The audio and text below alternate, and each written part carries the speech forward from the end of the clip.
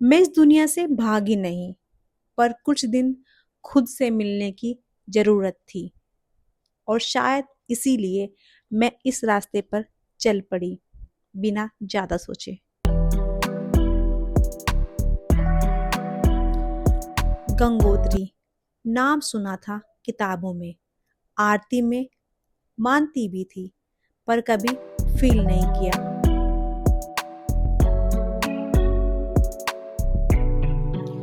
हम घर से निकले साथ में, एक बाइक, एक कैमरा, लेकिन दिल बिल्कुल खाली।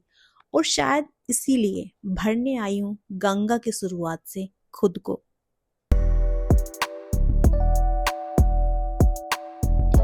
थोड़ा रोमांच, थोड़ा डर और बहुत सारी चुप्पी। ये सफर शांत है लेकिन हल्का नहीं।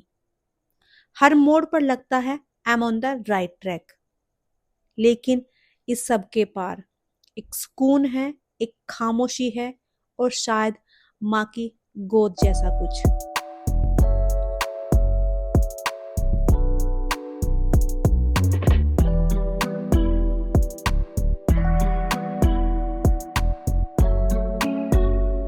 आज का सफर थोड़ा लंबा होने वाला था, सो हमने डिसाइड किया अर्ली मॉर्निंग ही निकल जाते हैं।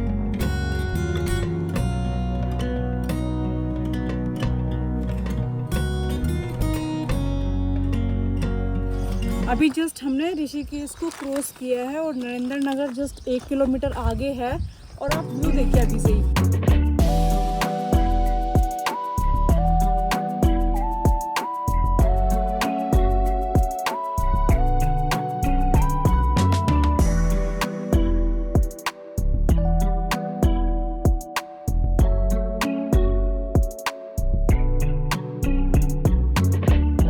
भाई अभी उत्तरकाशी यहाँ से है तकरीबन 90 किलोमीटर रह गया उत्तरकाशी।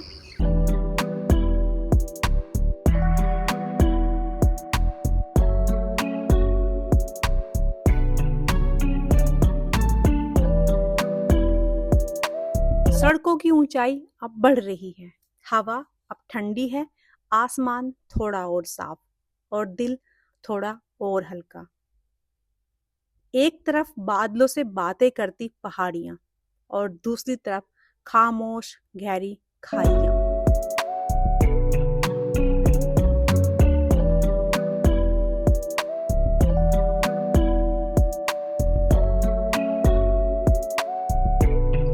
सामने देखिए छोटे छोटे आम लगे हैं और उधर नाशपाती लगी है आई गेस। और साथ में एक रिवर है बहुत ही सुंदर और एक छोटा सा गांव है। और यहाँ पर ये ढाबा है एक, यहीं पर हम नाश्ते के लिए भी रुके हैं। उसके बाद आगे देखते हैं कब तक पहुंच पाते हैं।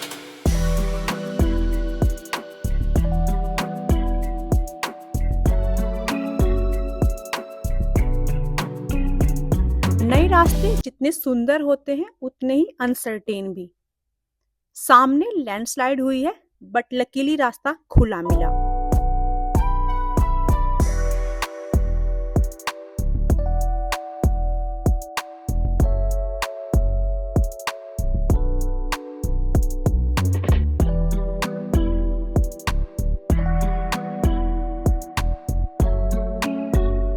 उत्तरकाशी करीब आया तो ध्यान गया काशी विश्वनाथ मंदिर की तरफ।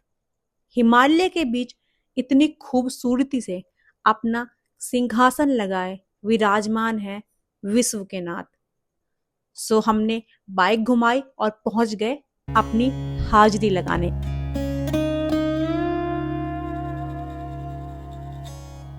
ये वही शिव हैं जो बनारस में बसते हैं, लेकिन यहाँ पहाड़ों की गोद में कुछ ज्यादा ही शांत लगते हैं।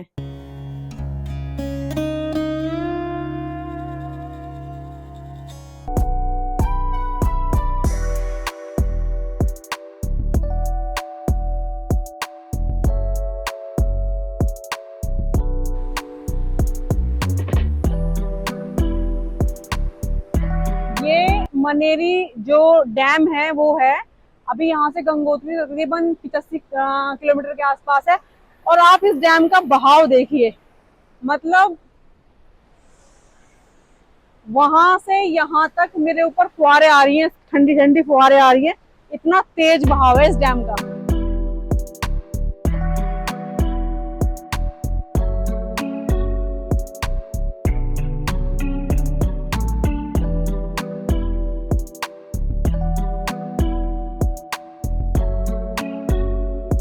अब हम पहले से ज़्यादा ऊंचाई पर है। हवा पतली हो चली है। हाई एल्टीट्यूड है, सो सांसें भी थोड़ी भारी लग रही है। पर जो सामने है वो है बस प्रकृति का विशाल सिनेमैटिक व्यू।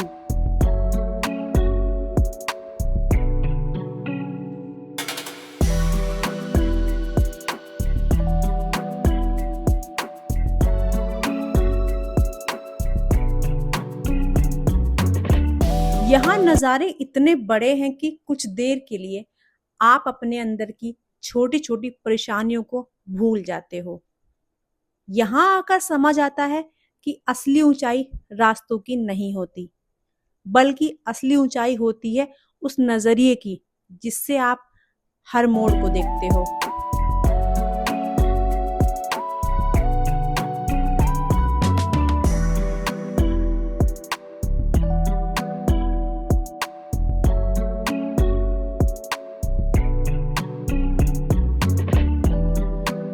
उत्तर काशी के बाद आगे बढ़ते हुए हम पहुंचे गंगनानी। एक शांत सा गांव, लेकिन यहाँ कुछ ऐसा था जो इस सफर में अलग था। एक गर्म जल का कुंड। ये पराशर ऋषि की तपस्थली मानी जाती है। मान्यता है कि इस जल में स्नान करने से केवल थकान नहीं, अहंकार तक उतर जाता है। यहाँ आकर लगा जैसे पहाड़ भी इस तप में खुद को शांत कर रहे हैं। कुछ देर बैठे तो लगा प्रकृति सिर्फ रास्ते नहीं बनाती, वो सहारा भी देती है। और गंगनानी ने भी वो सहारा बिल्कुल माँ की तरह दिया, चुपचाप।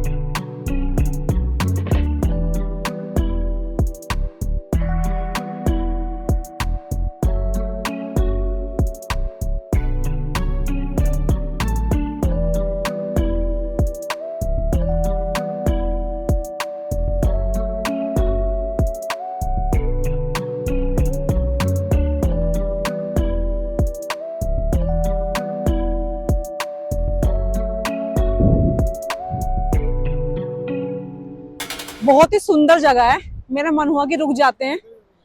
दोस्तों अभी हम लोग गंगनानी से 500 मीटर आगे आए हैं और यहाँ से जो गंगोत्री का डिस्टेंस है तकरीबन अभी 55 किलोमीटर रह गया है।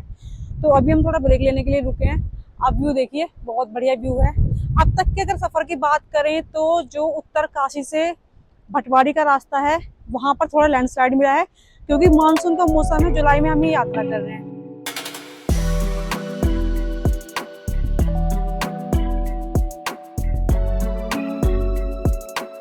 ट्रैफिक अब नहीं रहा, बस है कभी कभार मिलते कुछ मुसाफिर।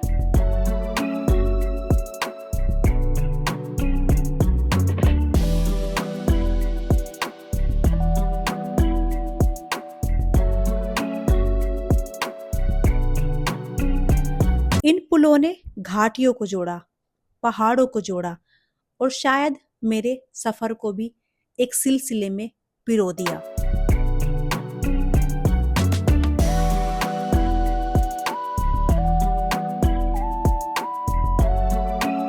सफर अब रफ्तार में था और हम उस रफ्तार का हिस्सा। न कहीं रुकने की जल्दी, न कहीं पहुंचने की बेचैनी।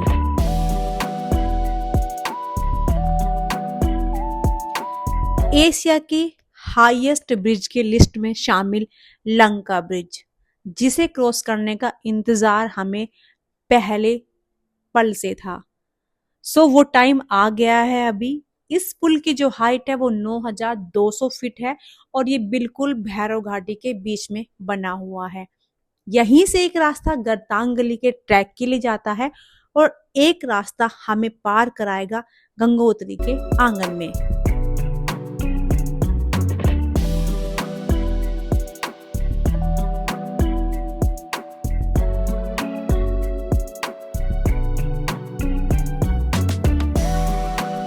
सो फाइनली दोस्तों हम लोग पहुंच गए हैं गंगोत्री धाम।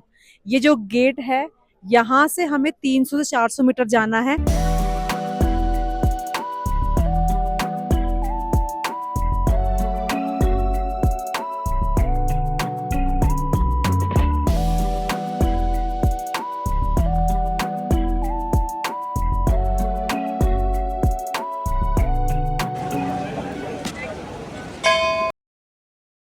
ऊंचे शिखरों के पार बादलों की बाहों में सजी एक नगरी गंगोत्री। मंदिर सफेद रंग में सजा है और उसके पीछे बर्फ से ढकी चोटियां। ऐसा लगता है जैसे देवताओं का कोई रहस्यमयी द्वार खुला हो। उत्तराखंड के चार धाम और चार धाम में से सबसे मेन गंगोत्री, जिसके बिना चार धाम की यात्रा पूरी नहीं हो सकती है।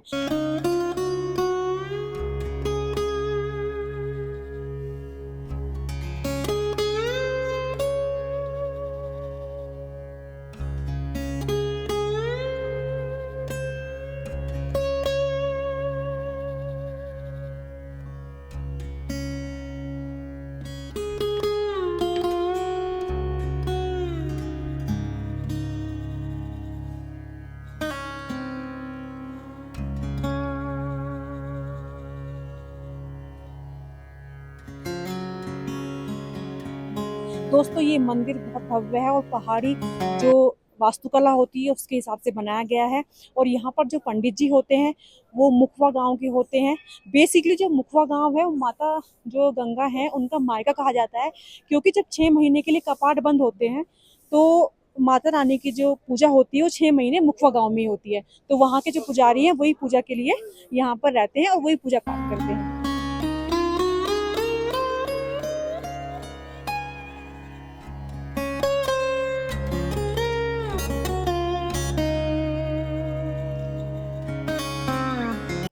और ये भागीरथी नदी तेज, निर्मल और ठंडी, और साथ में बह रहा है हर किसी का कुछ बोझ, जो शायद यहाँ आकर हल्का हो जाता है।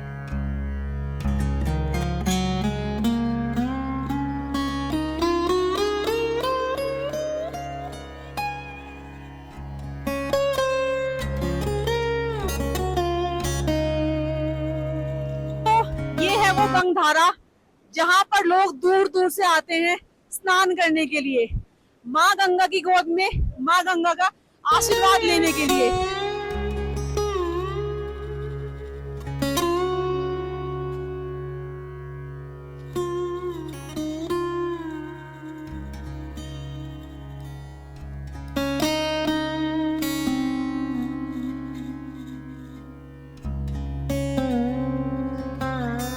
गंगा की ये लहरें जैसे कह रही हूं, तू आ और बहा दे जो भी मन में दबा है। ऊपर से हल्की सी बारिश की बूंदें और दूर पहाड़ी पर छाए बादल, सारा दृश्य जैसे किसी पुरानी कविता की तस्वीर हो।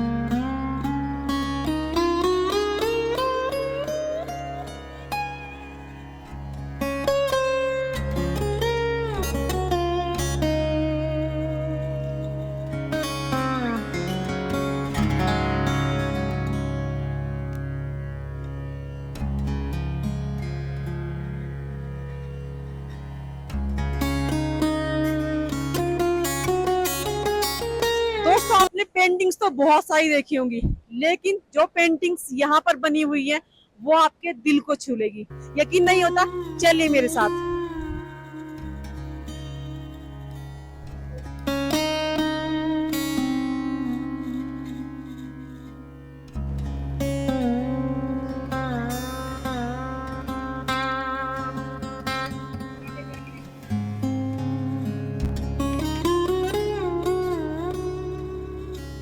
दोस्तों यहाँ नहाना, यहाँ स्नान करना कोई डेल से कम नहीं है। मतलब पहले पैर शुरू होते हैं और उसके बाद बाकी शरीर बिल्कुल सुन्न पड़ जाता है, पता नहीं कहाँ क्या हो रहा है। पर उसके बाद जो अनुभूति होती है वो एकदम अमेजिंग होती है, जो शब्दों में बयान नहीं कर सकते।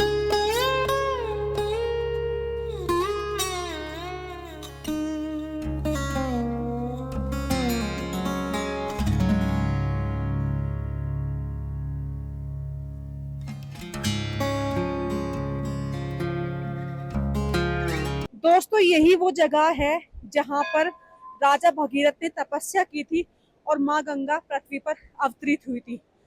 इसी जगह को भगीरथ तपस्थली के रूप में जाना जाता है। और दोस्तों, ये राजा भगीरथ ही थे जिन्होंने गंगा जी को यहाँ पर लाने के लिए, पृथ्वी पर लाने के लिए इतना प्रयास किया और हम सबको माँ गंगा का आशीर्वाद मिला।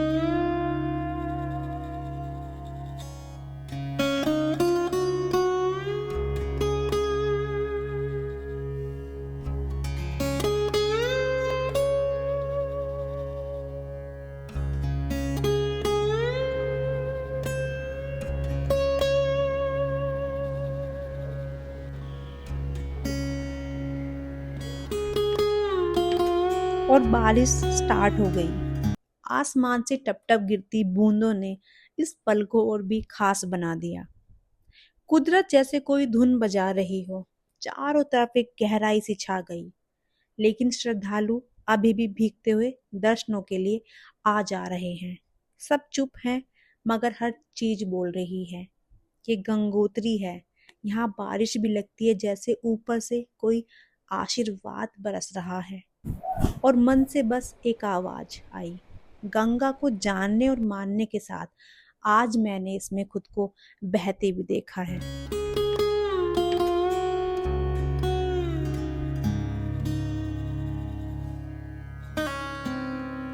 अब आपको पता है मॉनसून में बारिश तो आती ही है। तो यहाँ पर जो परिसर है आप देख ही रहे होगे, बहुत भव्य है, बहुत शांति है। और जैसे बारिश आती है तो उसके लिए टीन शेड वगैरह बनाया गया है, कोई दिक्कत नहीं है। आप आराम से बैठ सकते हैं, अपना क्वालिटी टाइम अपनी फैमिली के साथ या जैसे भी आए हैं स्पेंड कर सकते हैं। और पीछे ही ना जस्ट मंदिर के आपको दिख रहा है ये GMVN के टूरिस्ट के लिए मतलब गेस्ट हाउस भी बन रखे हैं, मतलब गढ़वाल मंडल के। आप ऑनलाइन बुकिंग कर कर रहने के लिए वहां पर भी बुक कर सकते हैं। और मंदिर परिसर में ही ATM भी है, कोई दिक्कत नहीं है। तो मेन मेन जो चीजें आपको चाहिए होती हैं, कैश हो गया, स्टे हो गया, खाने का सामान हो गया और चढ़ाने के लिए प्रसाद होगा, आपको सब परिसर में मिल जाता है। तो अभी तो हम दर्शन करने के बाद आराम से बैठे हैं और बारिश रुकने का वेट कर रहे हैं। फिर देखते हैं आपके लिए क्या क्या रिकॉर्ड कर पाते हैं। और मौसम देखिए पीछे एक बार आप।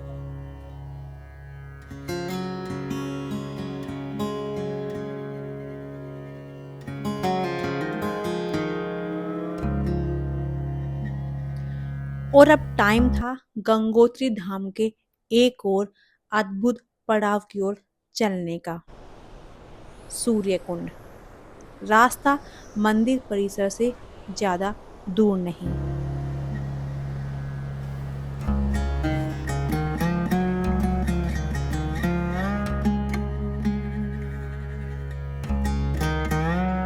चट्टानों के बीच से गिरती गंगा की तेज धार मानो सूर्य की ही किरणें धरती पर बह रही हो। कहते हैं यह वही जगह है जहां गंगा ने सबसे पहले पृथ्वी को छुआ था।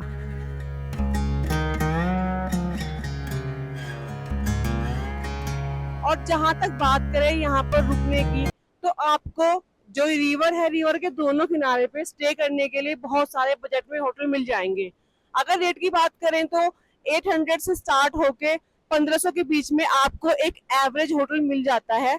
और खाने पीने के लिए भी आपको यहाँ पर किसी तरह की कोई बाउंडेशन नहीं है। South Indian, Chinese, Indian food, Punjabi food, आपको खाने में सब चीजें मिल जाती है।